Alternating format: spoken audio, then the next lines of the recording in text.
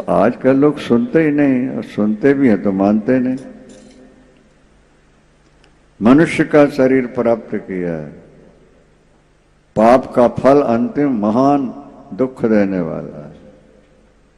भागवत के महात्म्य में लिखा है कि एक ब्राह्मण देवता आत्मदेव शर्मा,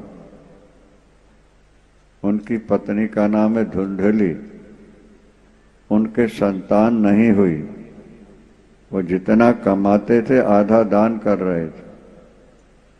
दुखी होकर जंगल पहुंच गए। एक सन्यासी मिले, चरणों में गिर कर के रोए, प्रार्थना की, संतान नहीं है, पितरों को पिंडा पानी कौन देगा। पहले लोगों की चिंता होती थी, आजकल तो सब छूट छाट गया धीरे धीरे। उन्होंने कहा बेटा सन्यास ले लो, तुम भी तर जाओगे, तुम्हारे पितर भी तर जाएंगे। अगर संतान नहीं हो, तुम भजन कर रहे हो, तो पिंडा पानी जरूरी नहीं है, बिना पिंडा पानी के भी बैकुंठ मिल जाए। पर मन नहीं लगा, सन्यास का मन नहीं, बैराग नहीं था। एक पुत्र, एक फल दे दिया उठा के, लो। पत्नी 1 वर्ष तक ब्रह्मचर्य का पालन करे, एक समय भोजन करे और प्रभु का स्मरण करती रहे, यहां वहां घूमे फिरे नहीं, पुत्र हो जाएगा। दिया पत्नी को, उसकी बुद्धि धुंधली थी, धुंधली समझते नहीं, जैसे आंखों में धुंधलापन हो जाता है ना मोतिया जाने, इसी तरह बुद्धि में भी मोतिया चढ़ जाता है, धुंधलापन होता। नाम धुंधली था उसको, थी वो धुंधली। मैं फल खा लूंगी, पेट बढ़ेगा, कुरूप हो जाऊंगी, भागना पड़ा कैसे भागूंगी, बेटा टेढ़ा हो गया तो मर ही जाऊंगी, और सबसे बड़ा दुख तो यह है कि मेरे बेटा होगा तो ननद आएगी, मेरे घर का सामान अपने घर ले जाएगी, मैं भले बंध्या रह जाऊं पर मैं ननद को घर नहीं आने दूं। फल नहीं खाया। छोटी बहन ने गलत सलाह दे दी। छोटे लोग गलत सलाह देते हैं, बड़े लोग सही रास्ता दिखाते। संत और गुरु भगवान ने इनको दे रखा है, मार्ग दिखा दिया है, सही रास्ता क्या है। जब तक इनकी शरण नहीं आओगे रास्ता नहीं। कुछ लोग सुनकर के भी नहीं मानते। माया भगवती ने ऐसी ये रसना वासना का स्वाद दे दिया कि जीव उसी के थे। कुटुंब पोषाय वियन निजायु न बुद्धिर्थम भीतम प्रमत्ता सर्वत्र तापत्र दुखिता तुम निर्विद्यतेन स्वकुटुंब रामा। अपने परिवार के भरण पोषण की चिंता में सारी आयु ये बिता देता है। कुटुंब पोषाय वियन निजायु, अपनी आयु को खो देता। न बुद्धि तीर्थम विहितम प्रमत्ता, इस मंद बुद्धि वाले को अपने भविष्य की चिंता नहीं। और सर्वत्र तापत्र, तीनों तापों से सदा दुखी रहता है, फिर भी इसको वैराग नहीं होता। बोले माया का यही तो चमत्कार। फल खिला दिया गाय को, और गाय से पुत्र पैदा हुआ, नाम पड़ा गोकर्ण। और छोटी बहन से बेटा ले लिया पैसे देके, वो हो गया धुंधकारी। संत के एक फल ने सारे नगर का उद्धार किया है, ध्यान रखना। और अविद्या सहेली से, बहन से लिया हुआ फल सारे नगर को संकट में डाल देता।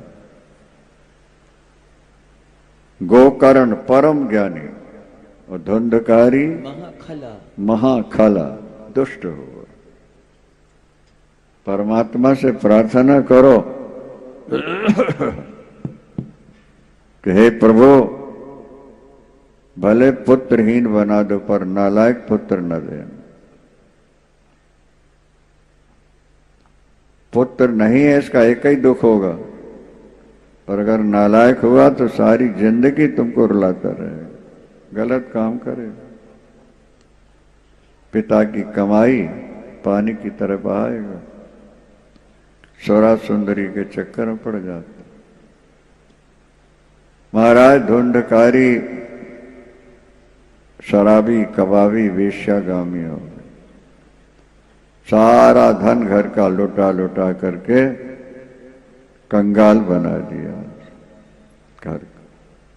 घर में पैसे नहीं थे तो बर्तन चुरा के ले जा रहा था, पिता ने रोका तो मारने दौड़ा। अब पिता बैठ के रोने लगे, हे परमात्मा, बंध्यत्वम तु समीचीनम कुपुत्रो दुखदायक। गोकर्ण जो संत के फल से हुआ था वो आके बैठ गया। पिताजी 60 वर्ष के बाद भजन में लग जाना चाहिए, अब आपकी उम्र 60 से अधिक हो चुकी है, आप ये भागवत की पुस्तक लेके बद्रीनाथ चले जाओ, वहीं पाठ करना 10वें स्कंद का, आपका उद्धार हो जाएगा। यहाँ बैठे रहोगे, इसके अत्याचार देखोगे, रोते ही रह जाओगे। गोकर्ण की बात मान के पिताजी बद्रीनाथ चले, भागवत के 10वें स्कंद का पाठ किया, बेड़ा पार हो। पिता के जाने के बाद, ध्यान दो जरा, पिता के जाने के बाद माता को मारने लगा। पिताजी तेरे पास कुछ रख गए होंगे, दे नहीं तो मार डालूंगा तेरे।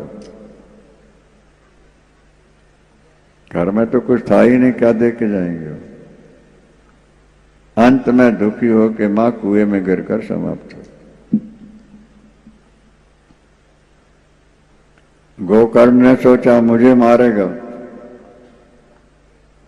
वो तीर्थ यात्रा के बहाने निकल।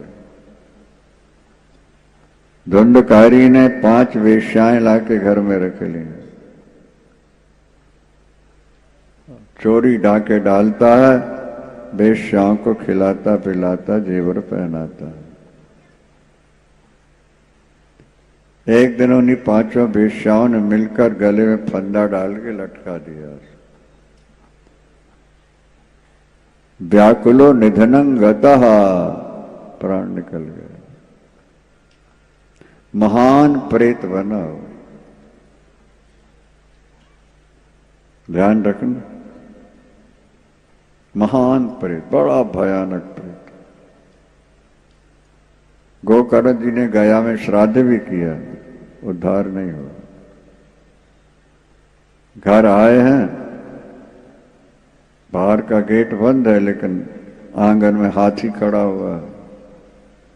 वही इंद्र बन जाता है, वही भेड़ बन जाता है, आग बन जाता है। समझ गए कोई दुखी आत्मा। पूछा कौन हो तुम? बोल नहीं सका। गायत्री मंत्र जल अभिमंत्र छीटा दिया, कुछ पाप कटे। रो पड़ा, अहम भ्राता तो दियोष्मि, धुंधकारी नाम था, मैं आपका भाई हूं। आपने मुझे बहुत समझाया, मैंने आपकी एक नहीं मानी। उसका परिणाम आज मैं प्रेत बन के दुखी हो रहा हूं।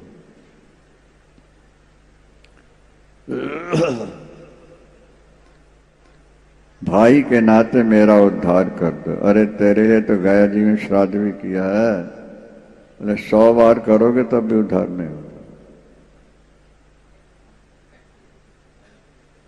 मैं महान पापी हूं। अच्छा, हम सोचेंगे तुम्हारी मुक्ति का उपाय।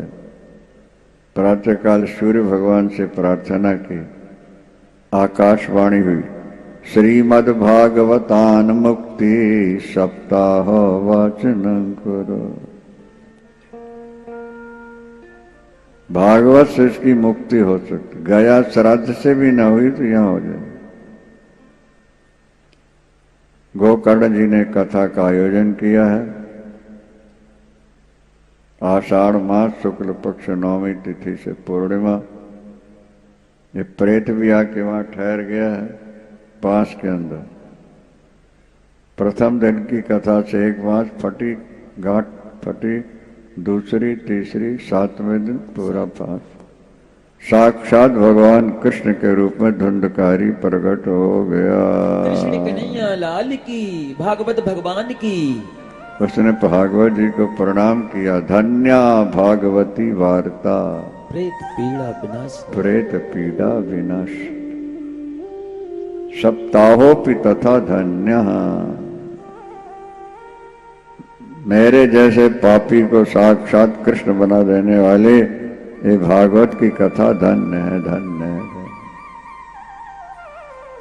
श्रोताओं से कहा मैं वही हूं जिनका नाम सुन के आप डरते थे। आज मैं कृष्ण के रूप में खड़ा हूं। ये भागवत जी का चमत्कार है। मनुष्य का जीवन पानी का बुलबुला है, फूटने में क्या देर लगनी है। मशकाई वो जंतु सु, मच्छर की तरह जिंदगी है। कीमती शरीर है। इस शरीर से परमात्मा की प्राप्ति हो सकती है। एक कांच का टुकड़ा है, प्रभु तो पारस है। भजन करो। विमान आया वो गया। गोकर्ण जी ने फिर दोबारा कथा प्रारंभ की। बहुत लोग आए सुनने के लिए, बड़े ध्यान और प्यार से सुनने लगे। और जब कथा समाप्त हो रही थी उसी समय भगवान कृष्ण भागवत जी से प्रकट हो गए।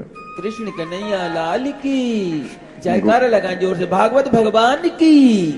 गोकर्ण को गले लगाया और दृष्टि डाल दी। जितने श्रोता थे सब भगवत स्वरूप धारण कर लेते हैं और विमानों पर बैठकर वैकुंठ जा रहे देवता पुष्प वर्षा कर। भागवत भगवान की। ये तो कल्प वृक्ष है। कल्प वृक्ष का पका हुआ फल है भागवत। बार बार सुनते रहो। अपने पैसों से सुन सकते हो, बहुत बड़ी बात है। पैसा भगवान ने दिया हो, नहीं है तो कहीं भी कथा हो भागवत की, थोड़ा समय निकाल के बैठ के सुनना चाहिए। कहते हैं अंत में बड़ा सुंदर कीर्तन हुआ है सनकादिकों की कथा में। और उस कीर्तन में भगवान भी आए हैं। वर मांगो, बोले जहाँ कथा हो प्रभु आप तो आना चाहिए। बोले हम जरूर आएंगे। तो भगवान आते हैं भागवत कथा में, किसी भी रूप में आ सकते हैं। इसलिए कथा छोड़नी नहीं है। स्वयं आओ, अपने नाते रिश्तेदारों को लाओ, इष्ट मित्रों को लाओ और ये अमृत पिला दो। तुम्हारा भी जीवन सफल, उनका भी सफल हो जाएगा। वृंदावन बिहारी लाल की, सद्गुरुदेव भगवान की। एक छोटा